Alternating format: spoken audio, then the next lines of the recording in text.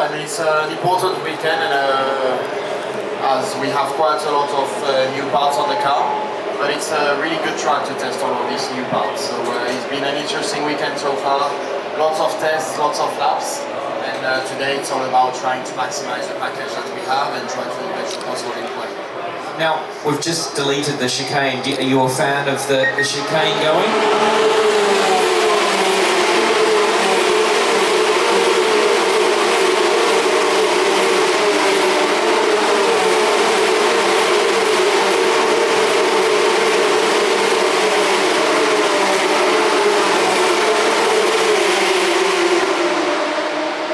I actually love it. I think it's great.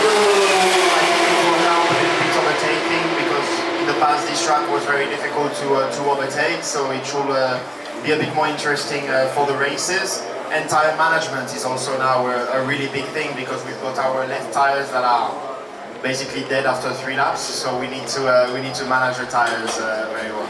It's a bit of a strategy here to do a qualifying lap as well, isn't it? Because the tyres, where do you use them and where is it? You know, the soft tyre is overheating on one lap.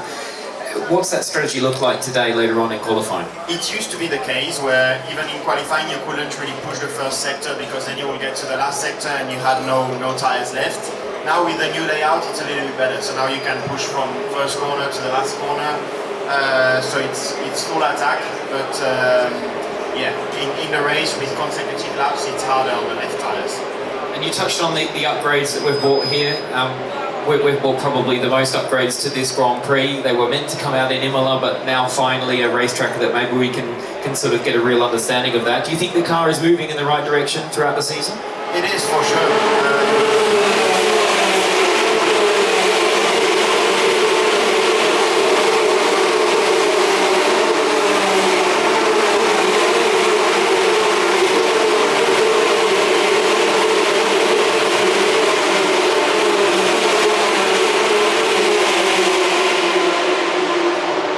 We are moving in the right direction, but it takes time. I mean, in Formula 1 it obviously takes time. Now compared to Red Bull we are quite a lot behind, especially in terms of race pace, because in qualifying we seem to be pretty close on some tracks with one lap tyre, but then once you put the degradation they are just in a league of their own for now. So we are trying to close the gap as much as possible, and it will take time for sure.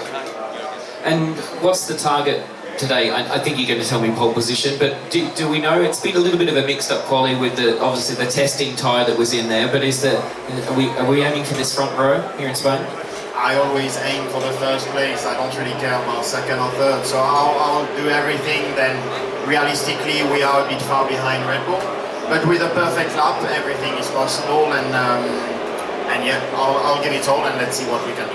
And potentially a threat of rain. We saw that happen in Monaco, and Fred got on stage just before, said it won't rain in the race, and it did. It still looms. Is there a strategy in the back of your head? Do you want rain? Do you want a dry race? Or I don't think rain is anymore.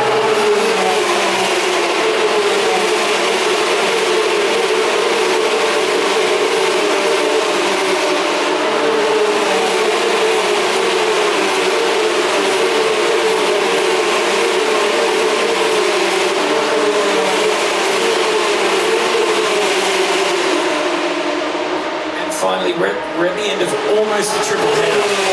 You obviously, unfortunately, lost Imola. You've been doing some donations. Ferrari has done some donations as well. Can you talk a little bit about the special suit that you donated to Imola?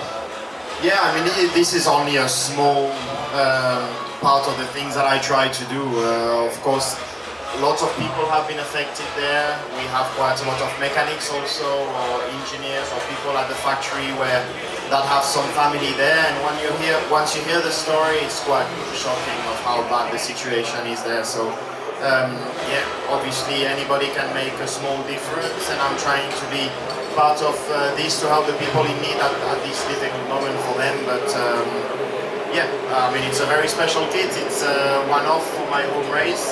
And hopefully we'll be able to raise as much possible money to help them. Very special indeed. Well, thank you so much.